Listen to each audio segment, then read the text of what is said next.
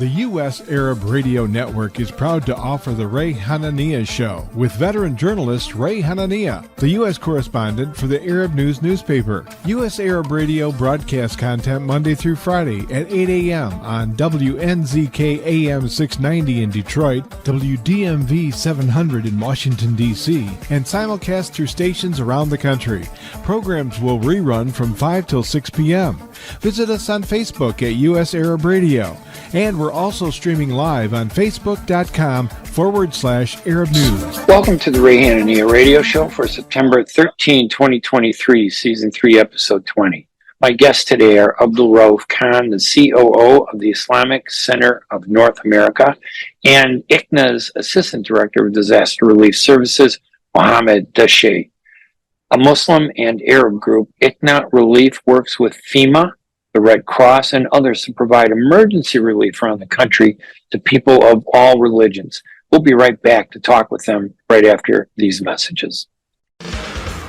ArabNews.com, bringing you breaking news from across the Middle East and the latest on Arabs in America. Get inside the latest headlines with expert analysis and insights at ArabNews.com. Join over 5 million Facebook fans and over 10 million monthly readers. ArabNews.com, news that matters to you.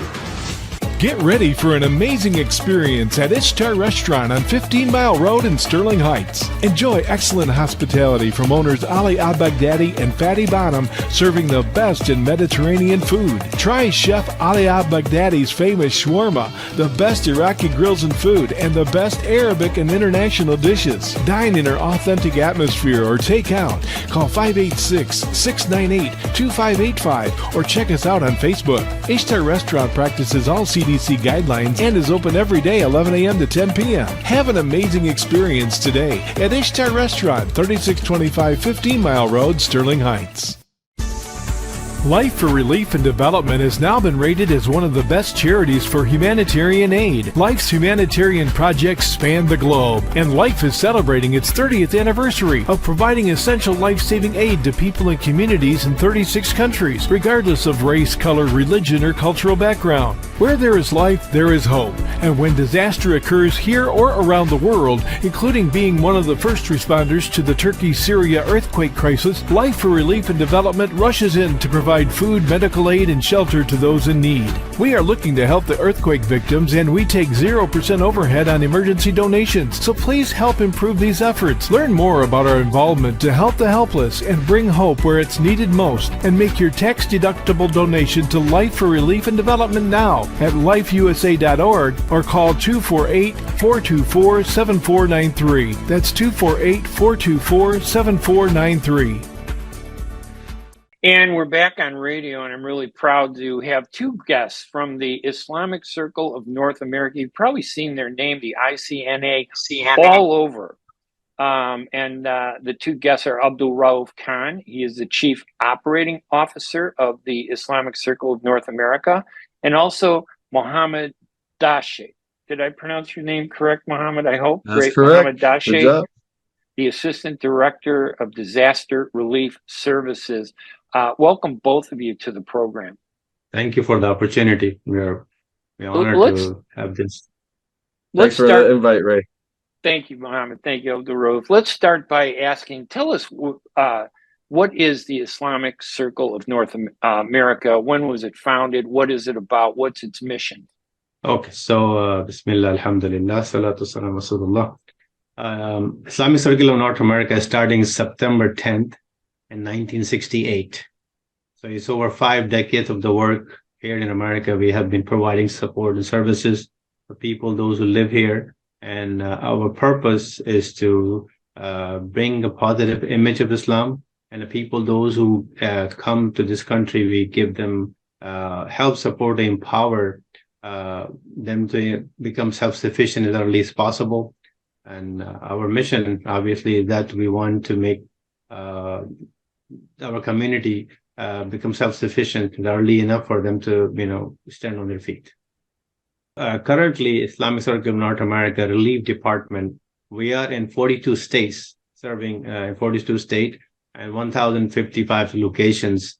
And last year alone, in the last 5 years, we served 5.2 million people here in the United States.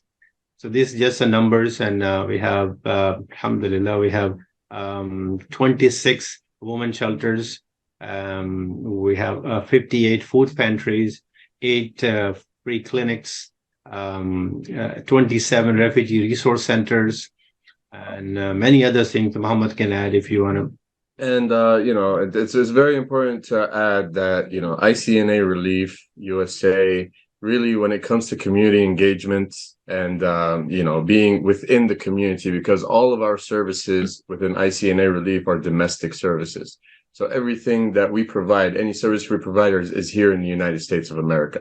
And as Brother Abdulrauf said, 42 states across the nation, with these food pantries, with the different services and the programs that we have, we try to really reach those vulnerable communities that really need the support, and that are having challenging times. So ICNA Relief, its mission is really to alleviate, human suffering with compassionate services that we provide throughout the country. And tell us a little bit about each of yourselves, your background. Born here, immigrated here, your ethnicity, and just a little bit about who you are, so our audience, knows who you are too. So I born and raised in Pakistan. Came here about 30 years ago. I have children who's now teenagers, and now this is their country. This is my country too, because been here more than my life I've spent here than back home. So I came here when I was teenager. So it's been almost 30 years. So. Yeah, and my name is Mohamed Dahsheh, and my ethnicity is I am an Arab American, originally Palestinian. I was born in Lebanon. I came here very young. I came to the U.S. when I was 3 years old.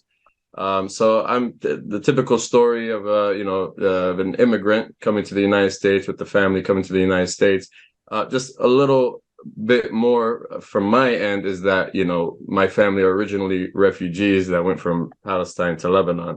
So so definitely, I mean, for me, being here in this country, honestly, is really the only country that kind of welcomed us. You know what I mean? I know I came at an early age, but at the end of the day, you really need to realize and notice that the places that we call home are really not the original places that we're from, right? So this is our home, and that's why, and this is where ICNA comes in as well. ICNA Relief, I mean, charity begins at home, right? Charity begins with you, and this is where us I am Muslim myself, we need to focus on the place that we're living as well, and the people that we live around, and our neighbors and our friends and our family and our circles around us and our communities.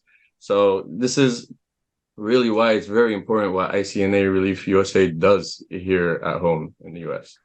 Hello, Sahlan. Mohammed, my family story is very similar. My story is very similar to you. My parents came here. I was born here, and they wanted me to assimilate into American society, which is one reason why I got into journalism. Which I think was an unfortunate mistake, because all my cousins and relatives are doctors, and I could have been a much happier life not dealing with all these controversies. But that brings me to an interesting point. I mean, people here in this country still don't understand us and recognize us. They look at the three of us, they think we're all Arab. They think we may be all Pakistani. They think we're all Muslim. They don't believe that they're even Christians who look like us. How do you deal with a mission to help people? And I understand you don't just help Muslims and Arabs and Pakistanis, you help everybody that's in need. How hard is it, though, to help people when you constantly have to face that scrutiny and stereotype? And here it is, September 11th, that we're recording this today, and all I've gotten were angry emails from people blaming me for something that I had nothing to do with because of the way we look. How do you deal with that and still find the motivation to do good, to help people, given all that anger that sometimes is out there? So first, I just want to give you numbers, and we talk about compassion and passion about it. Numbers right now, ICNA Relief is serving 70 plus country members of people from the different 70 people from different countries, almost 70 countries we are serving. That include from Africa to Europe, from Ukraine to Bosnia, to everyone. And our goal is whoever come to our door, we'll serve them. It's not about the ethnicity, the race, and where you're from, what language you speak, and how you get here, legal or not legal. We just serve them because, first of all, being a Muslim is our responsibility to help our fellow Americans, fellow neighbors. So this is first step because we do it because of our responsibility. God brought us here. There's a reason for it. We didn't just end up coming here. There's always had a plan. Allah, has planned for us to be here. While we're here, now we have to do our responsibility to take care of people, those who are not able to do it themselves. So we are at this point now, as an organization, have been serving for millions and millions of people every year. So we wanted to make an impact of people, those who are not able to at least take care of themselves. We give them helping hand and help them become self-sufficient as early as possible. So Mohamed can add. Yeah, look, Ray, I mean, I agree with you. The misconceptions just keep on building on top of each other, right? The misconception that all Arabs are Muslim, the misconception that even Muslims are, they live a specific way or whatever you hear everywhere in the news sometimes, and different, stereotypes and different misconceptions like that. It's, and really for us, these stereotypes actually motivate us. I at least myself.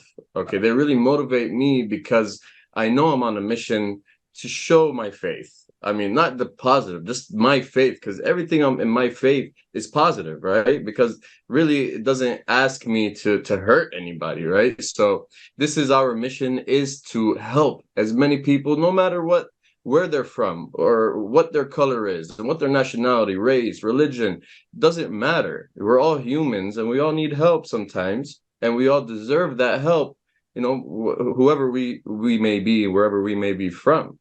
So, and, cultural sensitivity comes into play as well.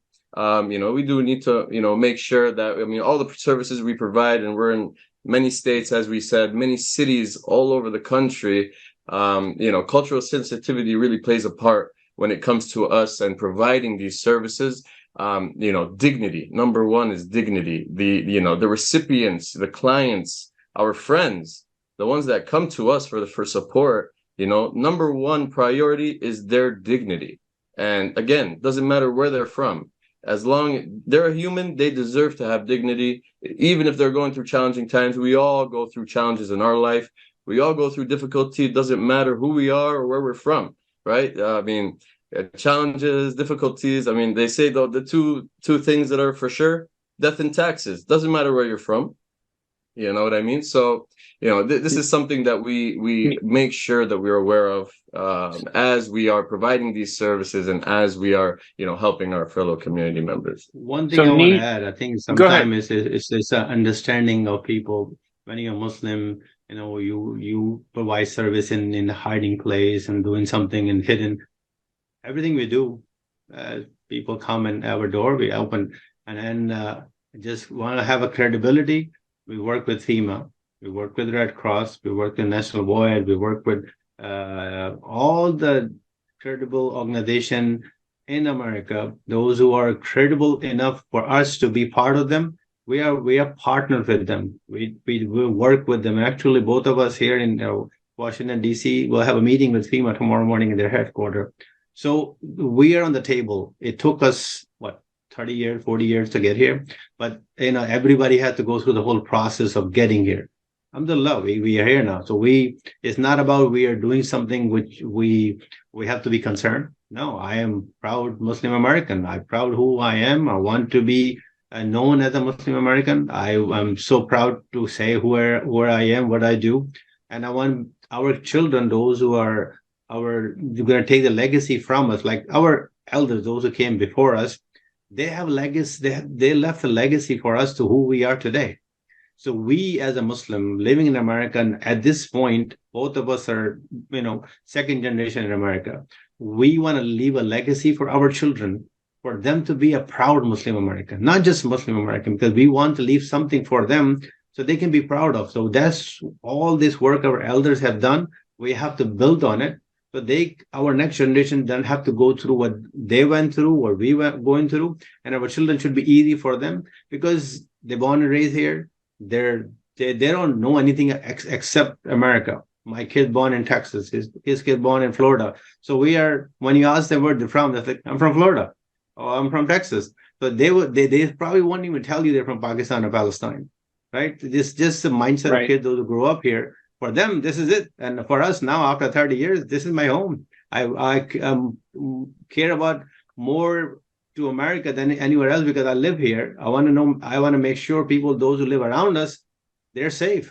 They have enough, whatever they have to take care of with our senior citizens, our refugee brothers and sisters, those who come in our shelters and our resource center, our sisters, those who end up on the street. We try to put them on our shelter so they can become self-sufficient. And as Brother Muhammad said earlier, one thing we want to make sure we give them dignified way of life.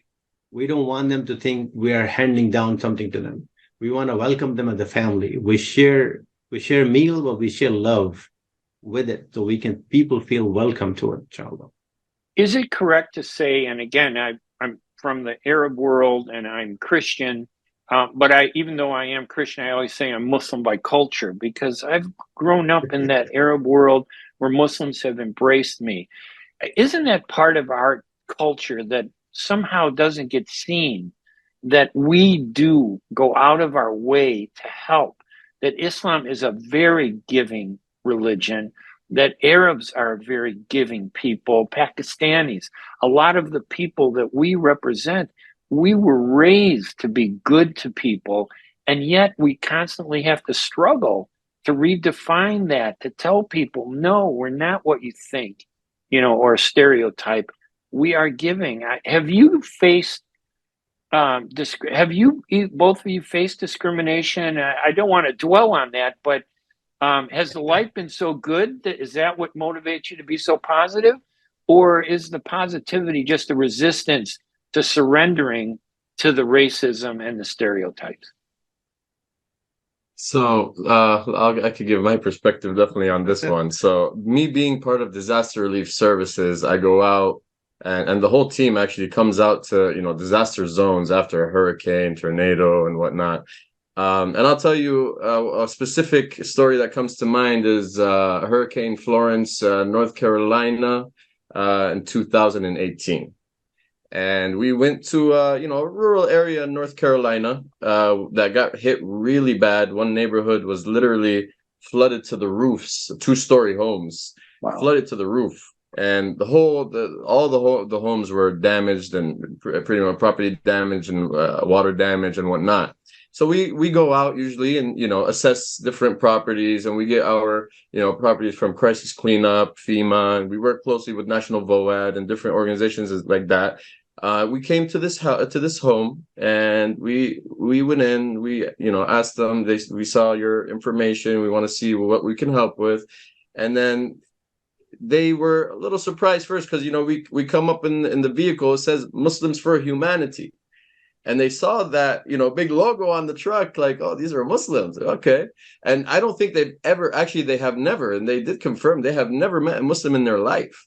So this is really the first encounter here. So it's kind of like, for someone like me coming in and trying to, not trying, really just showing who I am at the end of the day, but, knowing on the other side, someone that really has never, so whatever you do and whatever you say in this situation is going to be what they perceive, right?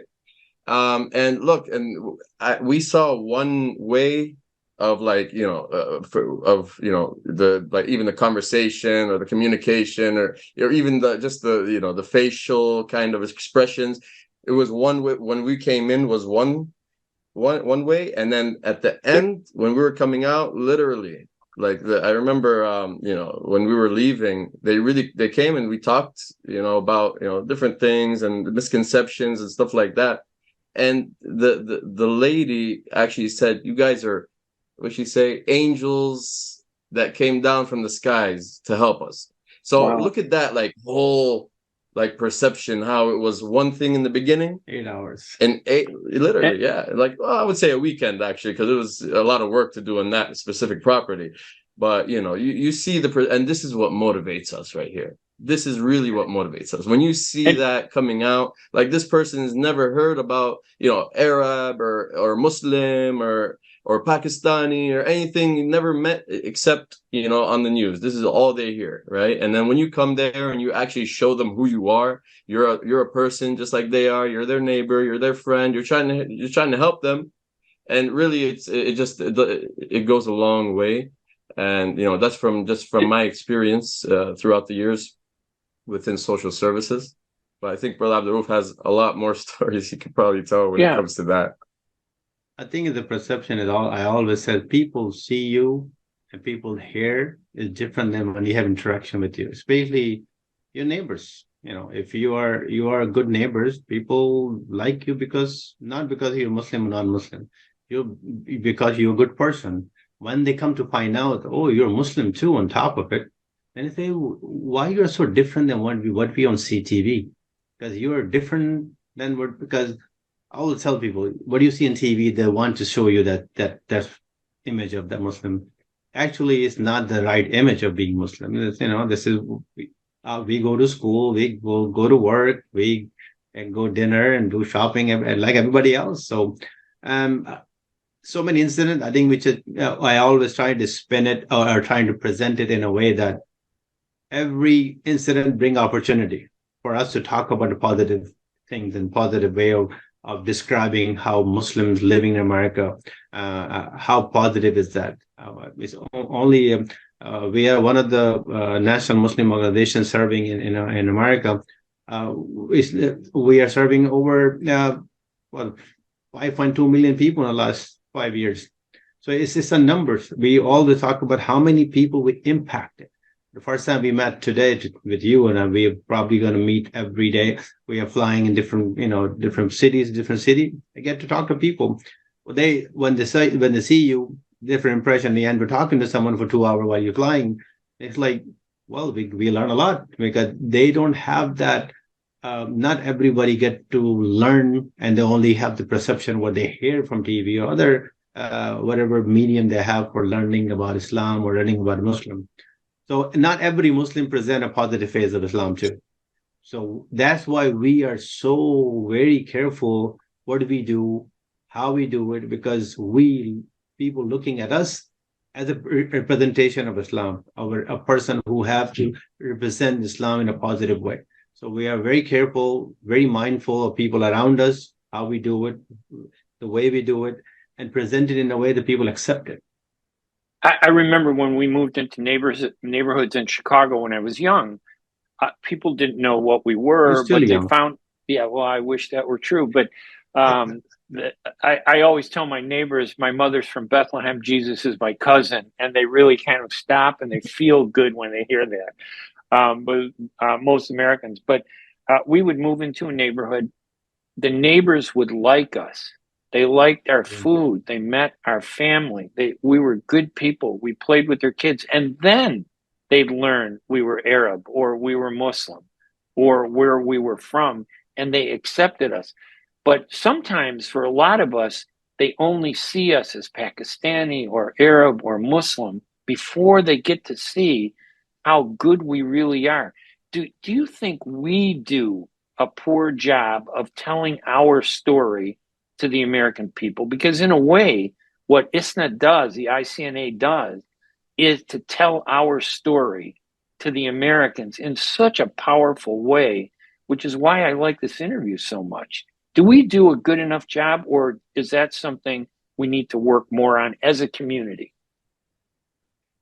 Job is never good enough. You always have to improve every day. You have to do it better every day. And we have to do our best. But the thing is, if people only have interaction with you or whenever we get a chance to talk to them or serve them, or they end up, coming to our doors to get, service from them, that's the only time we get to have that.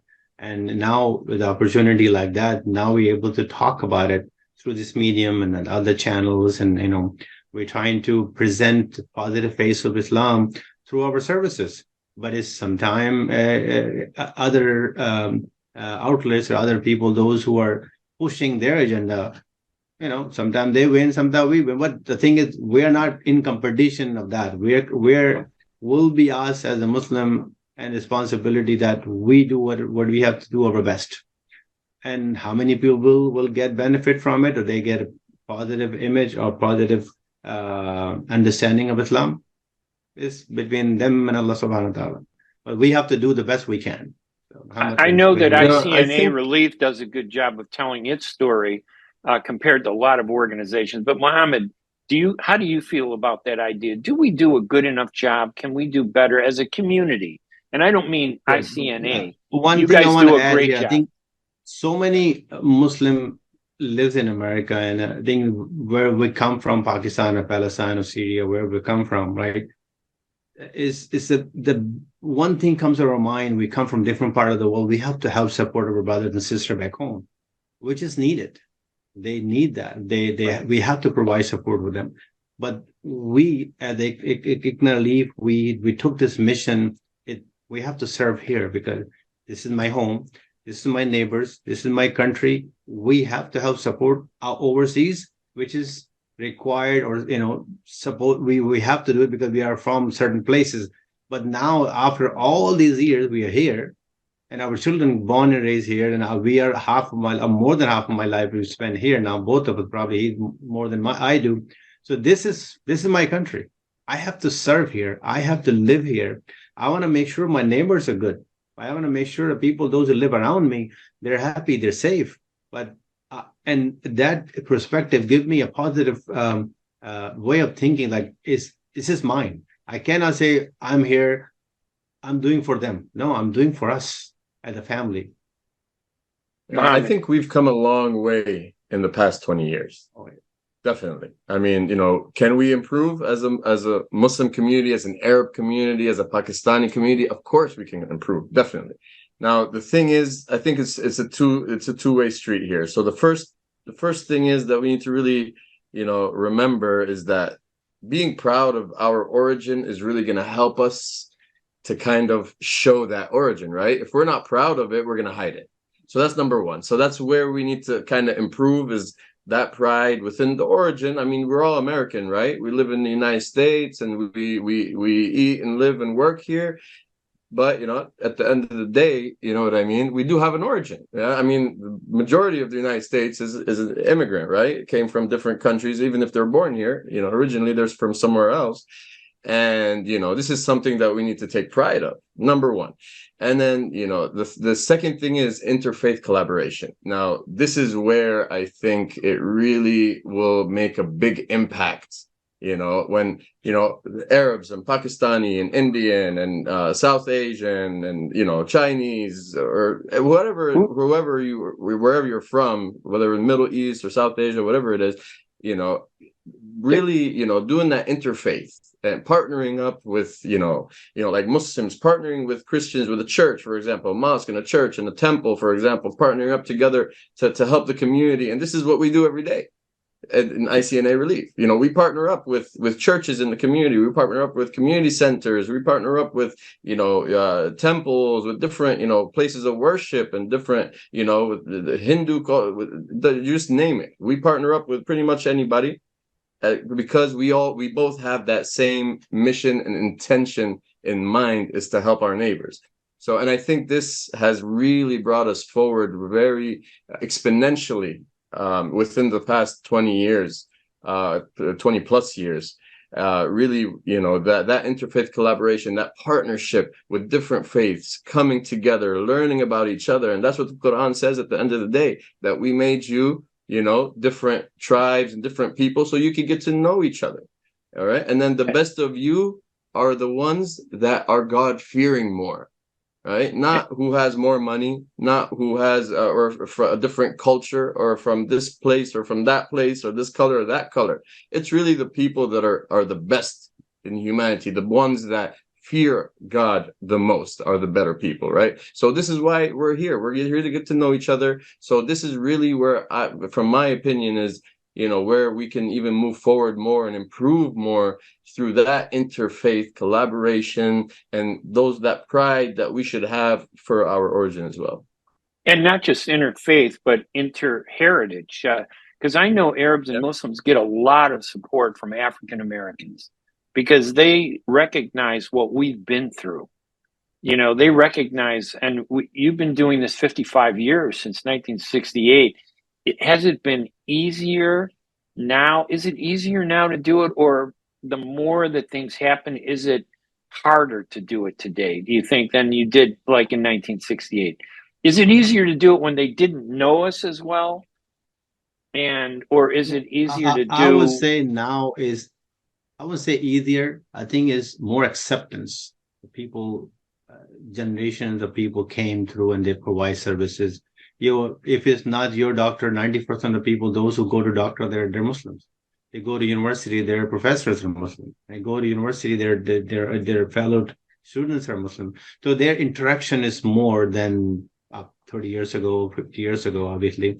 And especially people, those who born and raised here, for my son or his son or your son, for them, they're American.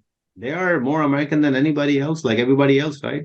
So for them, they're talking about what is, who's winning NFL, who's doing what in football or basketball. They're not as much worrying about what's happening in international wars and other things, because this is their home, this is their focus. And yeah, when you start is difficult, have some challenges. We learn from the challenges, and we learn from our elders that focus on what is good and moving forward with that. We cannot just focus what went wrong. Obviously, we have to learn lesson from it and take whatever is good and move forward what we can provide and support and bring him and present a better image of not just Muslim community. As a human, we have to support people live around us. And that's why our logo, you probably noticed our logo says Muslim for Humanity. Right. We intentionally do not have the logo say Muslims for Muslims. We are not. We are Muslim for Humanity. Intentionally we have that logo that says Muslim for Humanity, like whoever comes to our door. And they don't have to come to our door. We usually go to disasters. We have mobile clinic. We have 4 mobile clinics, alhamdulillah. That mobile clinics go to rural areas and places and community centers. Those senior citizens are not able to come out as much because they don't have a car. They don't have nobody to take them to doctors. And we take our team of doctors and nurses, and they go to the community center. They go to the disasters and help them. Because if they're not able to come to us, we end up going to them. Same thing happened to back to school. And this year, since we started our back to school project, this year we gave out 1 million backpacks, and the purpose of that is we want to make sure the kids to school, they should have supplies and backpack and everything, so they go with the dignity like everybody else coming to school. Oh, my father and his father not able to give us backpack, and they're going to go to school without backpack. So we are going extra mile to that and making sure people, those who are coming to school, when you have your upbringing in a positive way, you're always going to become a positive person when you grow up. And that's the intention for that back to school project and hunger prevention. When people are hungry, doesn't matter what you tell them, unless you feed them, then you talk about what's the better for them. So same, we're doing disaster relief. We don't, and let's say, God forbid, any of the sister, those who come to our transition home, they got divorced, domestic violence, and that happened in America, all over the places, right? So when we started the first shelter, remember in 2008, I've been told that, why are you opening shelters? There is no need for shelters. And we want to make sure there will be opportunity for us to serve our community. So now we end up opening 26. And I would say, unfortunately, we have 26 of them. I don't want that, because we want everybody to be home and happy with their family. But that unfortunate thing happened. People, the husband passed away, or domestic violence happened, or got divorced. That's part of the fabric of your life you live here. So when we bring them, we don't put them in shelter. Our shelter call it transition home. We bring them in transition home we teach them how to get a job, how to go to school, how to become a positive member of society.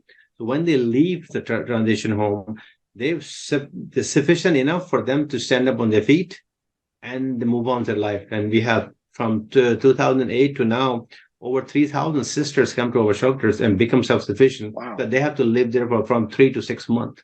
It's not like every day. They have to live there. We make a plan with them. Then they moved on to the action plan. And after 3 to 6 months, they moved on and they go, they move to their apartment and stuff. I'm talking with Abdulrauf Khan, the Chief Operating Officer of the Islamic Circle of North America, and Mohamed, Dahsheh, who is the Assistant Director of Disaster Relief Services. We're going to take a quick break. When we come back, we're going to talk to them about the amazing things that ICNA Relief does for everybody, not just Muslims, not just Arabs, not just Pakistanis and Asians, but for everybody here in the United States. We're going to take a break and we're going to be right back right after these messages. ArabNews.com, bringing you breaking news from across the Middle East and the latest on Arabs in America. Get inside the latest headlines with expert analysis and insights at ArabNews.com. Join over 5 million Facebook fans and over 10 million monthly readers. ArabNews.com, news that matters to you. Ziyad brand, quality products from our family to yours. Ziyad Brothers Importing offers the finest quality products, including brands like Sultan, Kraft, Nestle, Hook, Rico Picon, Dana, and many more. Ask your retailer to carry these fine products because you deserve the very best. For more information, visit our website at www.ziyad.com. That's www.ziyad.com. Ziyad, quality products from our family to yours. Are you going to start a restaurant or a grocery store soon? Do you need floor plans and designs? Call Naji Abood at 734-744-9796. Do you want to buy kitchen and restaurant equipment at discount prices?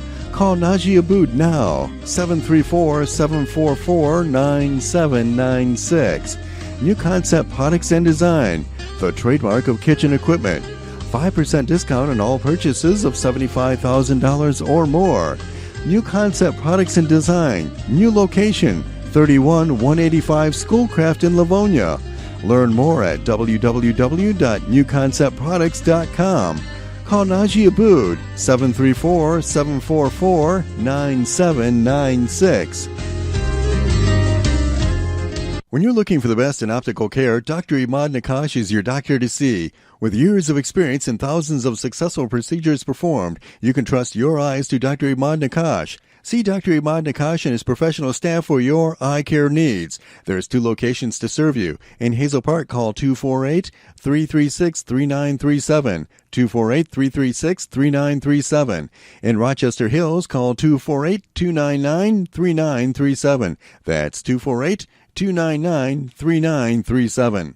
And we're back here at the Ray Hanania Radio Show, broadcasting in Detroit and Washington, D.C., with a continued interview with my 2 guests, Abdulrauf Khan, the Chief Operating Officer of the Islamic Circle of North America, and Mohamed, Dahsheh, and I hope I pronounced that name properly. I apologize if I did. He is the Assistant Director of Disaster Relief Services. Tell us a little bit about some of the great things that you do, that you've done in the past year. What's the most monumental thing that you felt in helping people in need? Give us some examples of what you do that people don't see in the everyday media. I don't see these stories. So let's tell them what they're not seeing, but they should be seeing. I'll give opportunity to Mohamed. And I'll fill in. I mean, look. Go ahead, Mohamed. We can talk about stories. I mean, I could give you a lot of stories. I've been with ICNA Relief USA since 2018. And let me tell you, I started as, just in South Florida before I came into specifically into disaster relief services. I was in South Florida Social Services, just in South Florida, implementing all the programs of ICNA Relief over there in that area. I've seen, women and their children sleeping in their cars, in the plaza in the middle of the night, homeless, not knowing where to go, and going through a lot of, different circumstances, in their life, with their families or their spouses. And specifically, this one lady comes to mind because it was, just hearing the story is one thing, and seeing it is just something else. Sleeping in her car, she had, a baby, and I believe, it was a 4-year-old, one boy, one girl. I think the boy was the baby, and they were literally sleeping in their car, okay, in a plaza in a very bad neighborhood. I got a phone call, we got a phone call from one of the centers locally about her, that she's sleeping, that she's homeless. And we contacted her right away. We contacted her, and we got her into the transitional house that we have over there. It's in West Palm Beach. We have one in West Palm Beach, Florida, as well as Orlando and Tampa, Florida. We also have one in Bonifay, Florida. But she was admitted into the transitional house. Okay, she stayed for, I believe it was 9 or 10 months. Okay, because the people that really are dedicated to the program, because it's not just somewhere where they go and sleep. It's a program. If they don't have a job, if they need some kind of mental health support, if they need financial assistance, anything like that, they're 100% covered for that whole time that they're staying in the house. Their food, their water, electricity, Wi-Fi, everything, So obviously there are rules as well. They have to go work, leave in the morning, you have to go work, come back at 4 or 5 whenever you finish work. So it's really an extensive program that really brings these sisters and these women back on their feet with dignity, and just this lady specifically comes to mind because when you see a baby having to sleep in a car, in a bad neighborhood in the middle of the night, that's just something that you really can't. You think about yourself, well, I'm sleeping at night and my children are sleeping at night, they're resting and comfortable, and there's these kids that are not.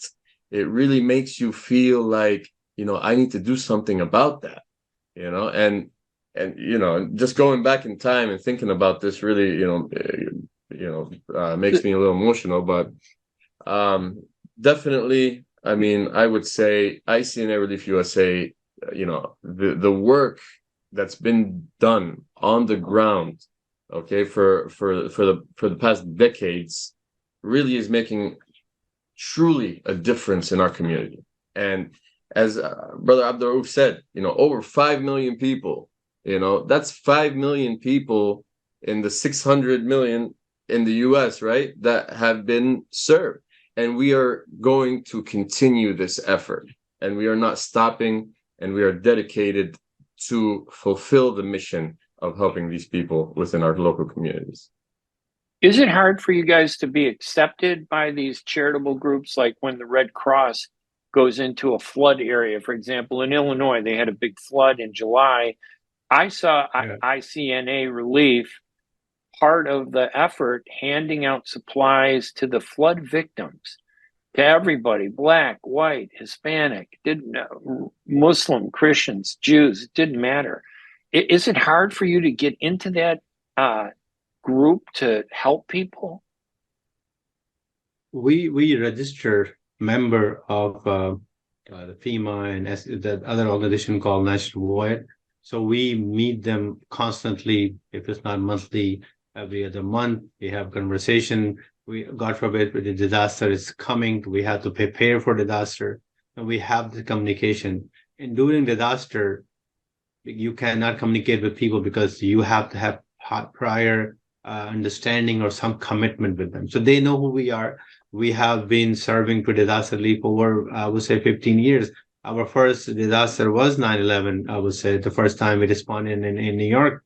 And our biggest disaster response since 2005, Hurricane Katrina.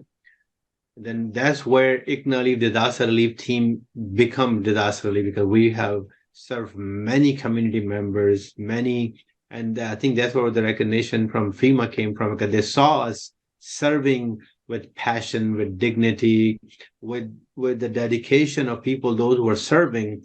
And even though it was people, those who were serving that time, they were not even employees. They were volunteers. They were, and I proudly say our volunteers are very dedicated, very passionate, and they have commitment to do what they do. And some of our volunteers, they're doctors, engineers, and professors, and PhD. But they come when we ask them to come for disaster relief, they pick up rocks.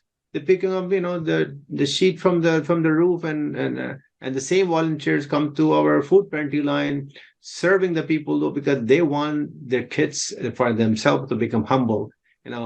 God had blessed us what we have. We want to make sure we can serve those who do not have, so we can feel it's a blessing from Allah subhanahu wa ta'ala that we have it. So we should be thankful.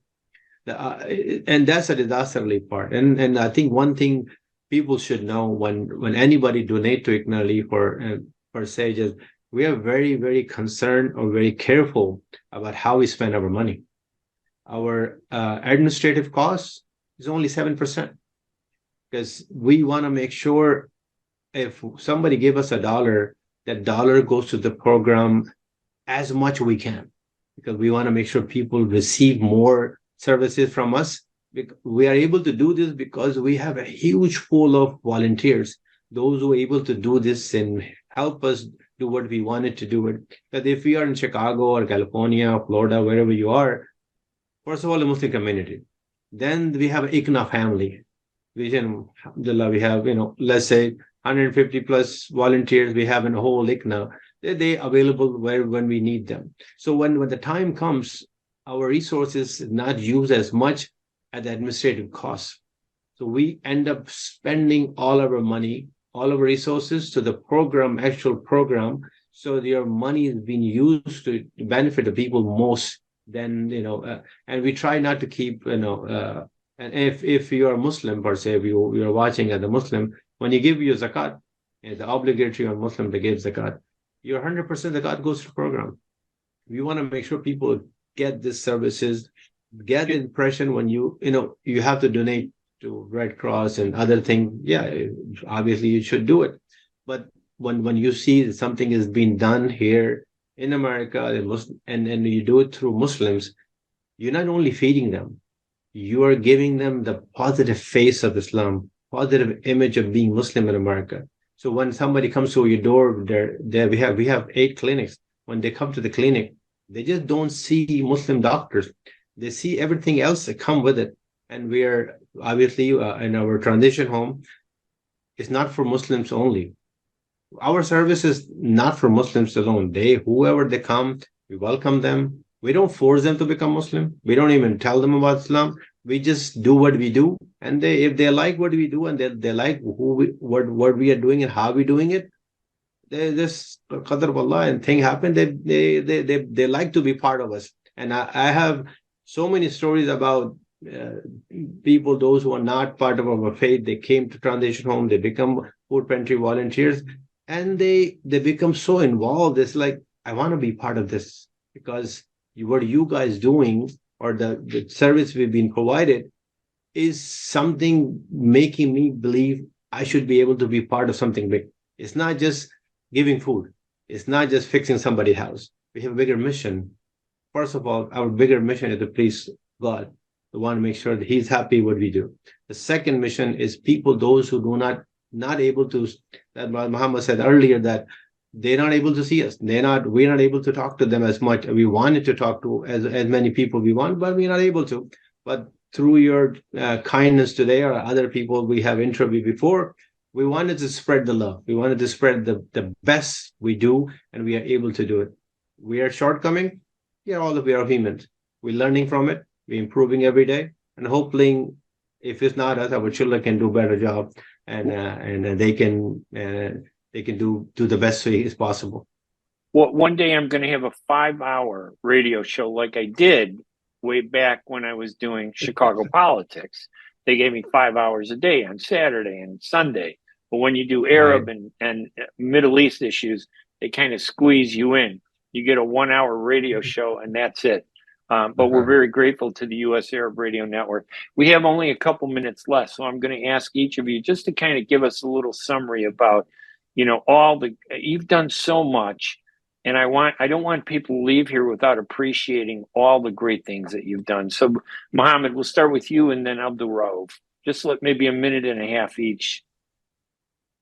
I mean, look, I think we talked about most of what we do, but I will say ICNA Relief USA, we are a faith-based organization, but we provide services to everybody, race, religion, creed, color, doesn't matter.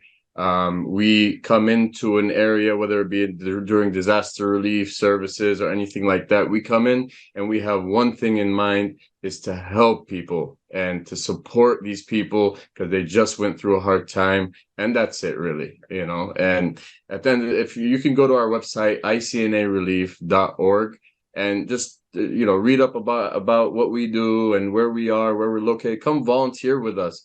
We have workshops and different things that we do nationwide, not just providing actual services or providing food or stuff like that. We actually have workshops and awareness workshops, mental health workshops, disaster relief workshops, teaching the community how to be a professional photographer, whatever it is, right? We are helping the community. We are Muslim, and we are Muslims for humanity. We're here for our fellow neighbors and citizens. Abdulrauf, final word for you. Final comment. Final word, I would say, I think first one is I really appreciate the opportunity for us to be here, that we can talk to you, and through you, we can talk to many millions of people who watch it and hear it from us. I think these opportunities meaningful, and I think that will give us a positive face of people who are not able to see who we are, able to get to see that. And as Mohamed we have been saying it for all this time, that our ultimate goal is to please the God Almighty. And obviously, through that, we have to provide service to our neighbors, or service to our fellow Americans, those who live here. And who's American? Me and you, my kids, your kids, his kids. We've been here for 30, 40 years now. So I don't consider as theirs or mine. Like, this is ours now. This is mine. I have to help fix it. I'm not expecting somebody else to do it.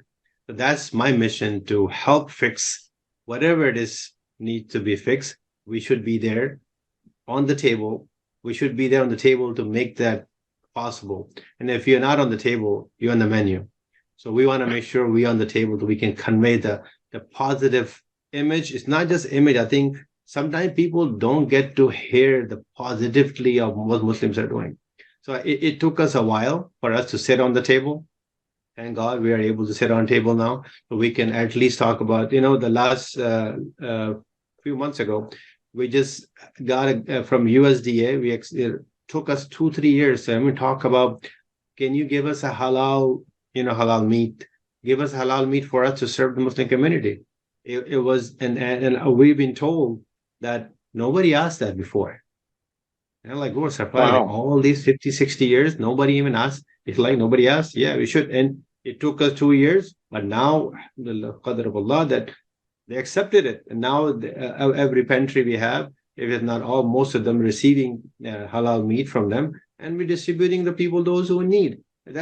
Somebody had to be there to talk about it. Somebody have to be. You got to be at the constantly table, knocking door for them to get there. Look, your money, my tax money, your tax money, providing. Why we have to lose that opportunity for serve the Muslim community, and Muslim community is not just Muslim community at large. People, those who are not able to get it because they don't know the resources. So now we're getting this part of our resources available. We want to make sure we can get it. We want to provide support to the whole community, my neighbors, my fellow American that go work with me, that go to school with me. So once they get benefit or have good image, or we work together, trust me, all this talk about, Muslims and non-Muslims and that, everybody went through this, and Catholic been through it, Chinese been through it, and Afro-American brother and sister been through it. Now I think we kind of passed that part. I'm hoping nobody else coming after us. So, but God knows it's a transition happening in America. So we are at this point. I think we are at this point now. People think of us. We are bringing positively in the community. We're bringing khair in the community, and people getting benefit for us being here in America. Thank you. Listen, I want to thank both my guests who really took the time, were very generous to talk about this and join us on radio. Abdulrauf Khan, the Chief Operating Officer of the Islamic Circle of North America, and Mohamed, Dahsheh, who is the Assistant Director of Disaster Relief Services. Your website is icnarelief.org, correct? icnarelief.org. It was a real pleasure having both of you on there. Thank you both for joining me. Really appreciate it. Thank you. Opportunity. Thank you, Ray. Appreciate you. All right, listeners, we're going to take it again. But I would love to. Believe me, this is an inspiring story, and you don't always get to talk about good, positive stories like this. We're going to take a final break, and when we come back, we'll have some closing comments. ArabNews.com, bringing you breaking news from across the Middle East and the latest on Arabs in America. Get inside the latest headlines with expert analysis and insights at ArabNews.com. Join over 5 million Facebook fans and over 10 million monthly readers. ArabNews.com, news that matters to you. At Top Rehab Physical Therapy Clinic in Dearborn, we provide effective physical therapy sessions in order to limit pain and discomfort. Top Rehab provides physical therapy care for any diagnosis prescribed by a physician, and we regularly see and treat conditions such as stroke, TMJ, fibromyalgia, sciatica, joint pain, and more. We use a variety of pain management methods, including modalities, soft tissue mobilization, and therapeutic exercise. If you're in need of physical rehabilitation or physical therapy, get the highest quality health care at Top Rehab. Most insurance is accepted, and we're open Monday, Wednesday, and Friday 8 to 6, Tuesday and Thursday 8 to 5, and Saturday 10 till 2. Call for an appointment today at 313-846-0555. That's 313-846-0555. Choose Top Rehab Physical Therapy Clinic on Michigan Avenue in Dearborn. Life's too short to be in pain. With more than 30,000 successful in vitro fertilizations, IVF Michigan is now ranked as one of America's best fertility clinics according to Newsweek magazine. IVF Michigan fertility centers are the recognized leaders in high-quality fertility care. With locations in Bloomfield Hills and 9 other cities in Michigan and Ohio, IVF has experts in all aspects of the field. A founding member, American board-certified Dr. Nicholas Shama, is one of the leading reproductive endocrinologists in Michigan and Ohio. He has performed over 20,000 successful IVF cases, and it's helped thousands of couples fulfill their dreams of parenthood. When it's time to get personalized care from Dr. Nicholas Shama at one of America's best fertility clinics, call IVF Michigan Fertility Centers in Michigan and Ohio toll-free at 855-952-9600. 855-952-9600. Were you recently at the emergency room, urgent care, or at your doctor's office being told you need a hand, wrist, or elbow specialist? At the Katranji Hand Center, we offer the latest techniques in hand, wrist, and elbow care. From sports injuries to work injuries to everyday hand, wrist, and elbow problems, the specialists at Katranji Hand Center are here to get you back on track. Call us in Troy today at 248-869-4263 or visit us at katranjihandcenter.com to schedule your appointment today. You've been listening to the Ray Hanania Radio Show, brought to you by the U.S. Arab Radio Network and sponsored by Arab News, Season 3, Episode 19, September 6th, 2023. You can listen to this podcast and all of our past radio shows on podcast by visiting Arab News newspaper, the voice of a changing region, at arabnews.com. You should check out all of our podcasts by visiting arabnews.com. And you can get more information on me and my bio and my background as a journalist by visiting Hanania.com. I look forward to you next week when we have more interviews and great guests here at the Ray Hanania Radio Show on the U.S. Arab Radio Network at arabradio.us, sponsored by Arab News, the voice of a changing region, at arabnews.com. Have a great week, everybody. Bye-bye.